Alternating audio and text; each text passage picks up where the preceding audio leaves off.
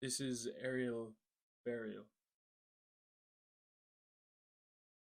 The magpie is dead in the kitchen by the back sliding door when I return. At first, I expect it to stir as if it has simply fallen asleep in the sun. Lexi, my 7-year-old German Shepherd, no longer has any interest in it, sniffing at the bird briefly as she waits for me to open the door. I am nervous of it, lying there lifeless. I imagine it bursting into life, flying around the kitchen in a panic. But this does not happen. It continues to lie there dead, with its blue-black coat shining in the dying sunlight. I go to get the shovel. There used to be two shovels, but the red and black one broke somewhere between the ears. The one that remains at the back of the ancient shed is a brown wooden shaft with a spade covered in dry cement. I am too wary of the bird reanimating to touch it with my hands, and my grandmother always told me that magpies were filthy animals and deserved to be shot. Yet I can't help but feel sorry for this one, and I don't know why they are soon to be dirty when I see them bathing in the bird bath every other morning. I've always liked these birds. When I was studying for the Leaving Cert, my desk faced out into the front garden through the window. A single magpie used to sit in the grass when the sun was shining. I named it Jerry, and he became my study partner when it suited him. The magpie now lying dead in my kitchen may be Jerry. He looks like a Christmas decoration with his lifeless legs looking all rigid and bendable like metal wire. Feels odd to be thinking of Christmas in July. A magpie for the Christmas tree drying in the sun. I think first that Lexi must have killed it. I wonder if it had come in through the window to steal eggs again. Earlier in the day, I caught one sneaking out of the kitchen after attempting to steal a scone from the corner. There is no blood. It just lies there with no signs of violence. Perhaps its neck is broken, snapped like a Christmas cracker. I imagine Lexi not knowing how to kill. She certainly has no interest in eating the bird. There may be a dormant instinct in her, but with no knowledge of its purpose, Lexi looks at me like she always does. Her mouth curled into a smile, her eyes begging me to play. But maybe she hasn't killed it. Maybe it came in through the window and flew into the sliding door, ending its own life accidentally. I can't imagine Lexi doing anything but running away from the panicked bird. Once, a rat got into the kitchen, and I remember watching Lexi duel with the rodent, but she didn't have it in her to kill it. I don't normally wave at magpies. That's something people do, pay their respects to the black and white dinosaur. They've never sounded like other birds to me. Their song is more a glottal click than anything else. It isn't quite the squawk of a crow either. They're the never ending outlier of the flying community. I feel I should at least salute the bird now in death. Before I scoop it onto the old shovel, I salute the dead bird in silence, picturing it picture it picturing it hanging rigid next to some candy canes in December. We live next to a field. It usually grows corn, but this year it is something else. I'm not sure what, but the plant's leaves are green and even greener in the dazzling light. The list of animals we've thrown over our hedges would surprise you. Several hamsters, small and short lived little grenades that my father catapulted over the 15-foot trees. Many small birds found dead in the wet grass of the early morning. The occasional unfortunate rabbit. Never any of the dogs. Their deaths demanded more noble burials. And one snake, one of the more unusual pets, introduced to the field via the same mechanism. I remember my father presenting that snake to me on the end of the red and black shovel to prove it had died. Minutes later, I witnessed the snake flying through the air to its final resting place. An aerial burial is what my father calls this method of body disposal, a grim but effective solution. I consider burying the bird in the ground.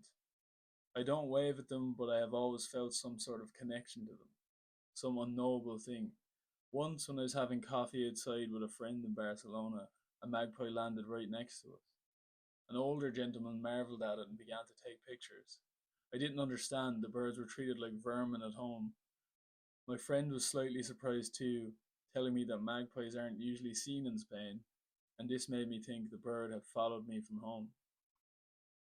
It lies there on the shovel, its legs all wires, its feathers crisping in the sun. Lexi has no interest at all. She just sits in the grass waiting for me to throw her ball for her. She couldn't have killed him. I hope it isn't Jerry. I think it being Jerry will make me quite sad. I think hard about whether I should bury it properly, like how we buried Holly when she died. Holly was our first dog. We got her when I was 2 years old, and my first memory is of her popping her head up over the ears of a cardboard box in the kitchen at the old house. She is buried somewhere in this garden now. I decide not to bury the magpie, but I don't catapult it into the air either. I imagine all the other magpies seeing this dead one being launched over the hedge and subsequently putting a curse on me for having done so. Plenty of them live in our garden and scare the smaller birds away from the feeders to gorge themselves. I simply cannot have the weight of a magpie curse on my shoulders along with everything else. There is a gate by the side of the house that leads to the edge of the field, the border of our lands, behind one of the sheds. It's a sort of laneway that separates the shed we've nicknamed the canopy from the field next door, which is framed by an electric fence that has never been switched on in the 21 years I've lived here. We keep a beehive there behind the canopy, out of reach from the dog and away from the garden, so that the house doesn't become swarmed by working bees. Here by the hive, I can extend the shovel over an overgrowth of long, threatening nettles that have taken over the ditch on the side of the field, and place the magpie gently down among the growing, unidentifiable crops, rather than firing it aimlessly and disrespectfully over the trees. Despite not waving at these birds, I don't wish to play with fire, as I suspect that disrespect in death demands a heavier toll than ignoring them in life.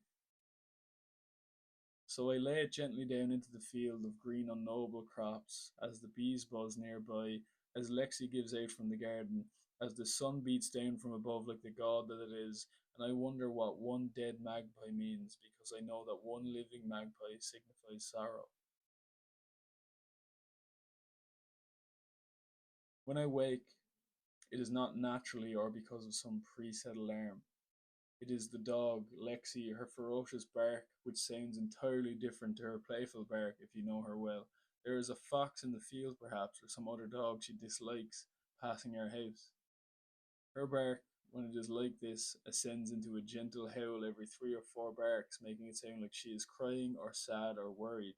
It's quite lovely to hear it, as it's a bark she only uses in particular situations, making it rare and therefore naturally magical. It isn't bright outside yet, nor is it dark. The morning's in between. I would never voluntarily be up this early, but Lexi is also seldom this abrasive in the early hours, so between grunts of dissatisfaction, I rouse myself to investigate. The air tastes of sleep, my eyes burn of wanting darkness. Lexi's in the back garden, trotting circles and barking her disapproval, howling her dissatisfaction. There is also another sound. It is hard to make out. I slide the back door open, and it is now that I hear them clearly. Hundreds of them clicking and croaking like they do, swirling and twirling in the air like a black and white tornado slowing down. An onslaught of magpies. If this isn't the collective name for them, then it should be. My eyes almost burst to take in the sheer amount of them, jolting me far from sleep, adrenaline coursing through my veins almost immediately upon sight of them. They float above, circling the garden. Their noise so unnatural, so out of sorts, all joined together into a cacophony, a symphony of communication, a single collective cry. Lexi darts inside as soon as the door opens, brushing past and almost knocking me over, unsure of herself or what to make of the hovering magpies. I can hear her cries still from her safe harbour on the couch in the living room. Surely the whole street is awake now with the noise of them. I wonder if I'm dreaming briefly before somehow just knowing that I'm not. I stand there, unsure of what to do, wondering what exactly is going on. It is almost fully dark now, the sheer volume of birds sucking out any of the threatening dawn. I stand there for several minutes before deciding that there isn't anything I can do and turn to head back inside and away from the disturbed community of birds. But then, two magpies swoop, side by side, downward intent beyond the edge of the garden, beyond the canopy and into the field. They are gone from sight until they are back, seconds later, carrying something between them like a coffin. No jostling or bickering, no fighting over a potential food source. The chorus of clicking magpies grows louder, peaking, shrieking, all consuming, a war cry or a plea of agony. It's the dead magpie from the day before. They take it between them and slowly flap away, down the hill towards Glanmire, down the hill to somewhere sacred, with the tornado of magpies following, dispersing, trailing the two coffin bearers.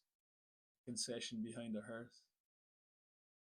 I stand until they are all but gone, their shrieking click still audible in the distance, the sun rising on the far side of the house, the day beginning, new life erupting on a bleary eyed planet. And then I am alone again in the garden, as if the cloud of birds had never been there at all, and it is now that I understand. One live magpie means sorrow for us, one dead magpie means sorrow for them. Thank you.